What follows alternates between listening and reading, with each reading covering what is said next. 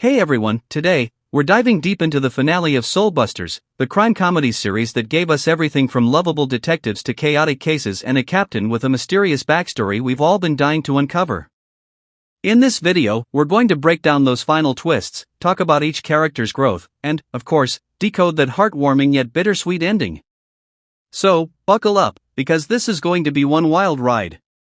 So, our final 4 episodes kick off with Captain Yubin's hidden past coming back to haunt him.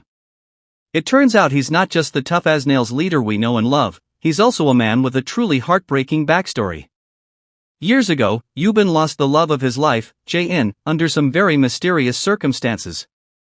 Ever since, he's been carrying that pain, and his rigid exterior is just his way of hiding those scars.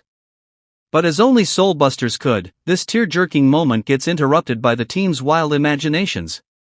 They find a wallet photo of Jae-in, and suddenly Yubin is in their fantasy scenarios as this tragic hero, like the scene where he's a John Wick-style action hero.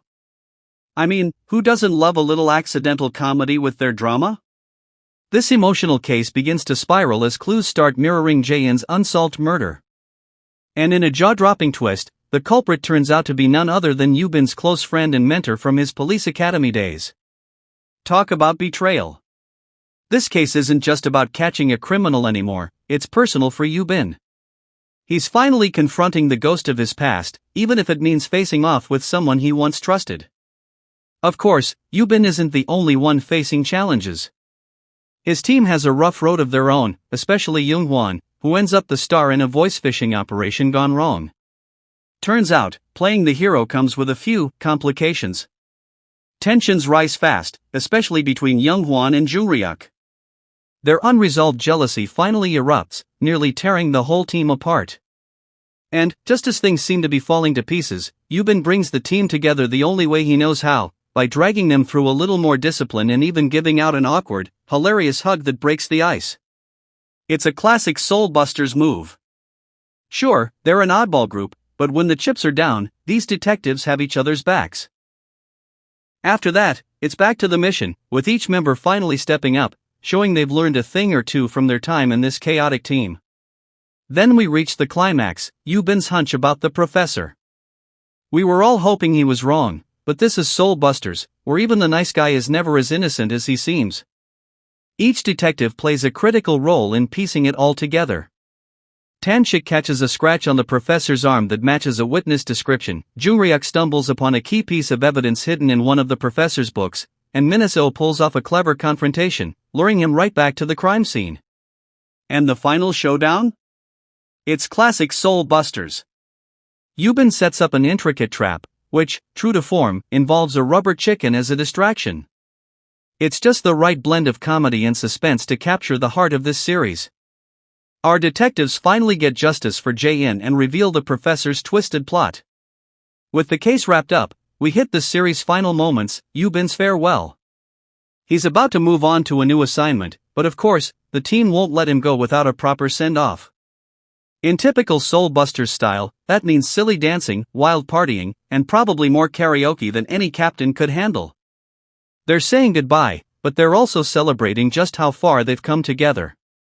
Then we get a glimpse into the future. 1 year later, Yubin's on a new task force, but he just can't quit his old team. Instead of working with strangers, he brings back the original squad. And the final shot? Our detectives trying, and hilariously failing, to teach a group of kids about crime fighting. They're a little older, maybe a little wiser, but still the same lovable misfits we started this journey with. Now, let's talk about the deeper meaning here. Seoul Busters might be a crime comedy, but it's also about the idea of family, especially the kind you find in the most unexpected places. Yubin lost the love of his life, but this team, with all their quirks, has given him a new sense of purpose. He may still carry that heartache, but the team brought him healing in a way he never thought possible. And each character grew, too. Jung-ryuk finally found a place where he belonged, Tanshik discovered a knack for bravery he never knew he had, and Min-seo proved her confidence and skills. Even Young-hwan showed he was more than just a goofy character, stepping up as a true partner in crime solving. The final credits, which celebrate every character who joined the team, from the major players to the minor cameos, remind us of the theme at the heart of Seoul Busters. It's not about perfection, it's about sticking together, even when you're a little bit of a mess.